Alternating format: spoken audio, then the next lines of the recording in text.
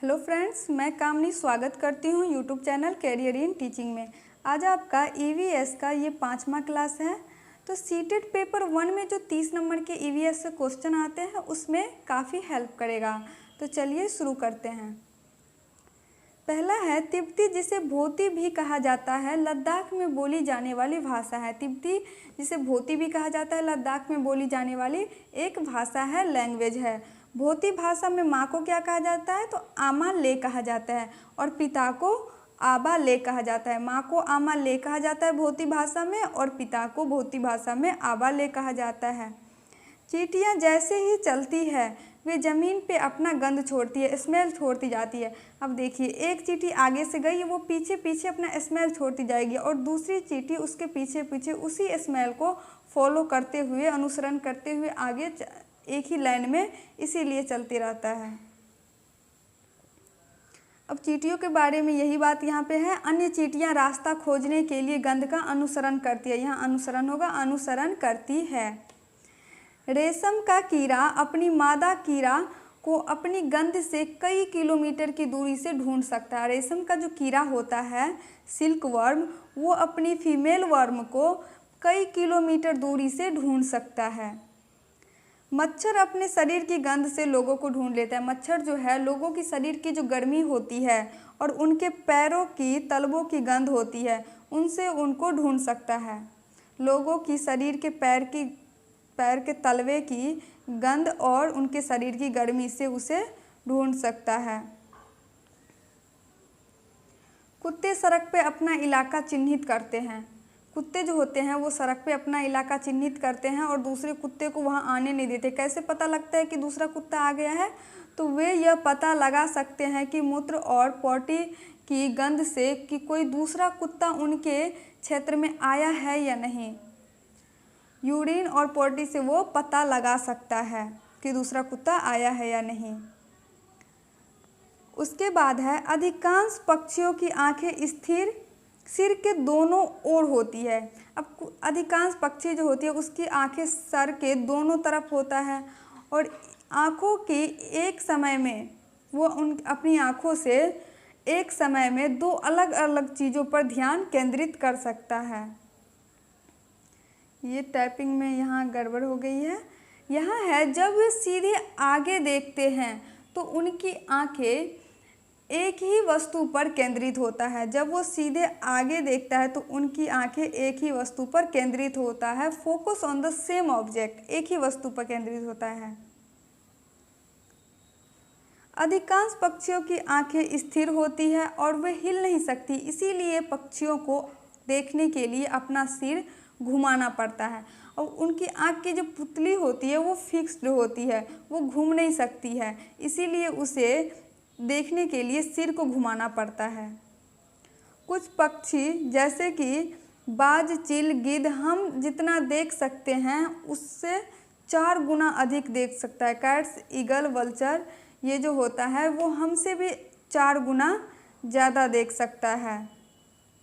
ये पक्षी 8 मीटर की दूरी से चीज़ों को देख सकता है, जो हम 2 मीटर की दूरी से देख सकते हैं उस चीज़ को, उसे वो 8 मीटर की दूरी से ही देख सकता है, इसीलिए हमसे 4 गुना ज़्यादा देखता है।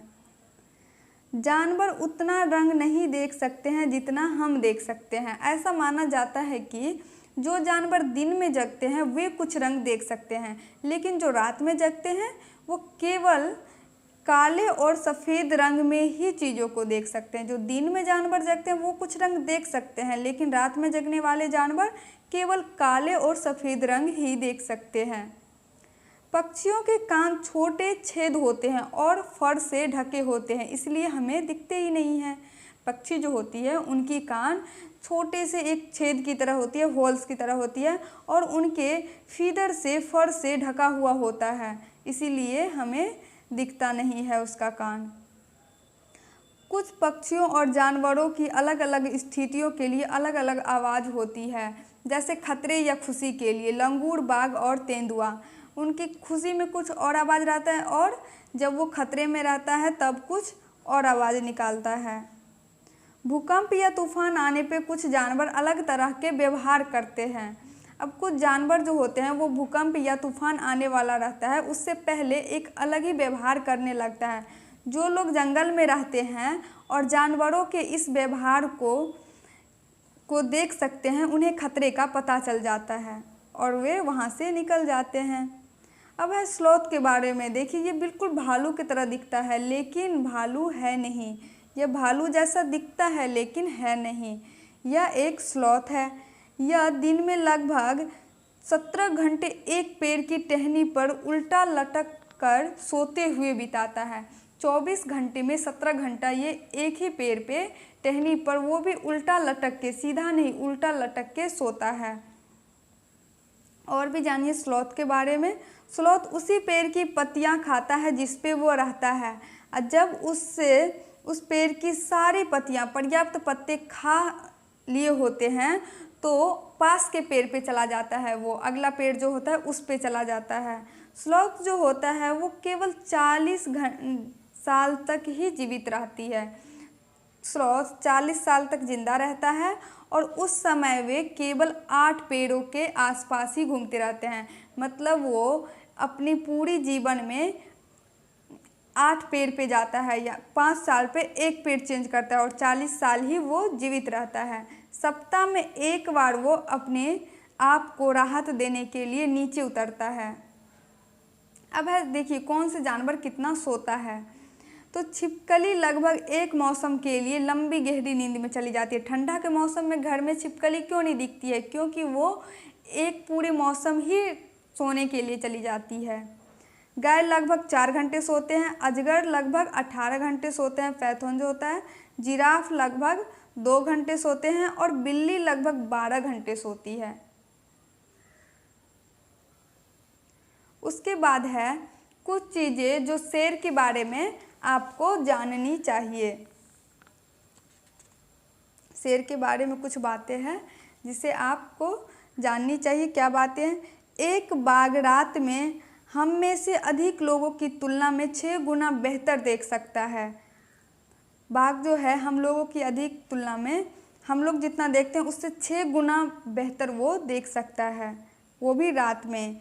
बाघ की मूंछें बहुत संवेदनशील होती है और हवा में हलचल या कंपन को महसूस कर सकती है। वे बाघ को अंधेरे में चलने में मदद करता है और शिकार भी ढूंढने में मदद करता है। उनकी जो मूंछें होती है वे। बाघ की सुनने की क्षमता इतना तेज होता है, बाघ जो है उसकी सुनने की क्षमता इतनी तेज होती है कि वो पत्ते की सरसराहट और घास पर चलने वाली जानवर की आवाज़ के बीच में अंतर कर सकता है। बाघ के कान अलग अलग दिशा में घूम सकते हैं और इससे उसे चारों ओर से आने वाली आवाज़ों को परखने में मदद मिलता है। उनकी जो कान होती है बाघ की, वो चारों तरफ घूम सकती है और चारों तरफ से जो आवाज़ आता है वो उसको वो पकड़ सकता है कि किधर किधर से आवाज़ आती है, पकड़ने में मदद करती है।